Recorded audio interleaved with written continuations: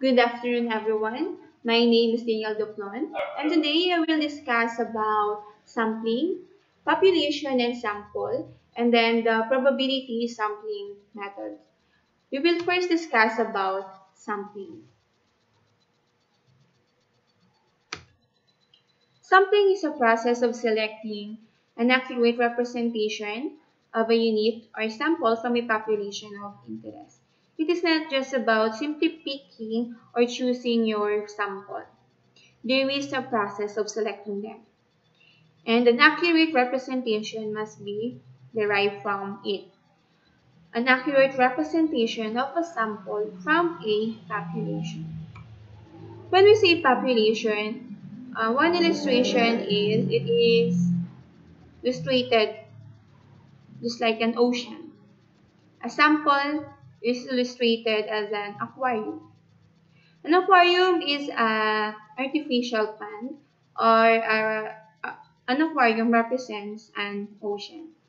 It is a portion of a big body of water. Meaning to say, sample is a portion of a population. Moreover, population is a group of elements having similar characteristics. For example, a group of students, a group of teachers, a group of infants, a group of seamen. That is population. Sample is a selected elements chosen for participation in a study. Again, selected elements chosen from the population. But why sample? The reason why researchers use sample because populations are usually large. The concept of sample arises from the inability of the researcher to test all the individuals in a given population. That's why we have the term used representativeness. Sample is the representation of the population. It generalizes the population. The sample reflects the characteristics of the population. So that is why we need to come up or have an accurate representation of a sample from a population. And we can only achieve that using the appropriate sampling techniques. So these are the process of sampling. First, you're going to define your population. Every researcher must know their subject of interest. Next, we are going to determine the sample frame. When we say sample frame, it is the list of all elements in the population from which the sample is drawn. Next, we will determine the sampling procedure. I will discuss one of them, and then we are going to determine the appropriate sample size, and last we will execute the sampling design. These are the types of sampling methods. We have two: the probability sampling method and then the non-probability sampling method. But in this lesson, I will just discuss about the probability sampling method. When we say probability sampling method, it is also called as the random sampling. Because one of the most important requirements of probability sampling method is that everyone in the population has a known and equal chance of getting selected, and that is what we call randomization. The probability sampling method gives us an best chance of selecting the sample that will truly represent the population. With that, it will decrease the sampling error and then the sampling bias. For example, we have here a population of 60 people. Every person in the population would have an odds of 1 in 60 of getting selected as the sample in our study. So, one method under the probability sampling is the simple random sampling. From the word itself, simple, it is the simplest kind of probability sampling. Simple random sampling is a sampling technique where every item in the population has an even chance. That's why it is random sampling. For every item in the population has an even chance and likelihood of being selected in the sample. That is why it is also called as the method of chances. Every person or every element in the population has an even chance of being selected. These are the steps involved in selecting the simple random sampling. First, in the population consisting of 60 people, we are going to list all the members.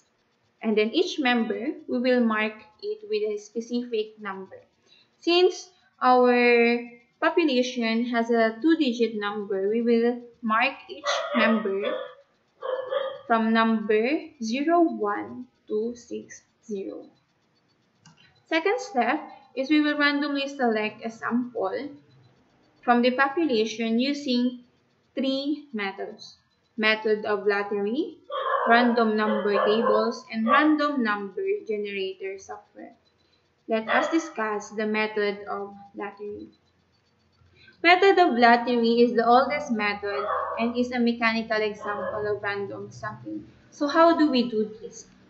First, among the 60 students, we will assign number from each of the members, and then we will write all the numbers on a small size of paper.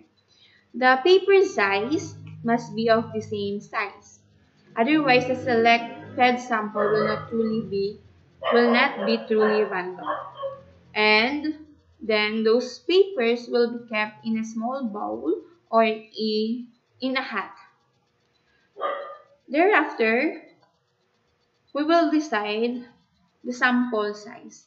So let's say in this example or in this demo, we will select 5 students from the population.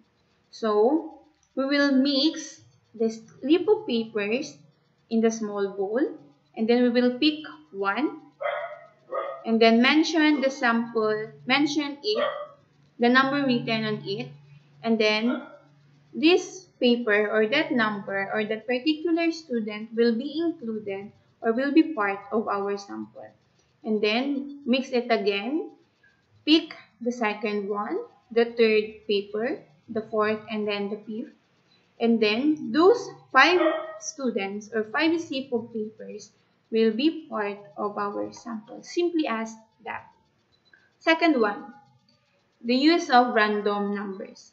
A random number table is a series of digits from 0 to 9, arranged randomly in rows and columns.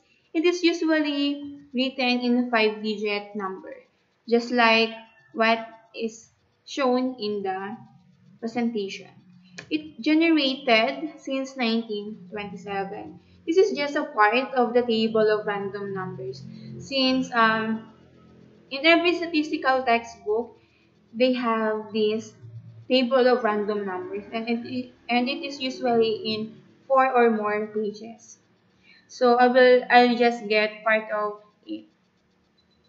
So by using a random number table, all members in the population will have an equal chance of being selected for the sample.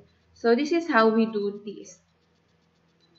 We have 60 people or student as a population, where we already assigned numbers from it, and we want to randomly sample only 5 of the students for this demo. So this is how we do it. We have the 60 students numbered from 01 to 60, and this is the random number table, and then we're going to read each string of numbers 2 at a time. As you can see here, we have 36, 51, 83, 67, 77, 89, 11, 60, 55, 42, 29, 70, and so on. As you can notice, all of them is in 2-digit number. Then, the first number on the table is 36. Is person number 36 is in the population? If yes, Person number 36 will be part of the sample. Since person number 36 is in the population, 36 will be part of the sample. How about 51? It is also included. 83, 67, 77, 89 are not included since they are not in the population. But 11, 60, and 55 will be part of the sample. Since we already met the sample size, these 5 persons will be part of our sample. On the other hand, a random number generator software is preferred more as the sample numbers can be generated randomly without human interference.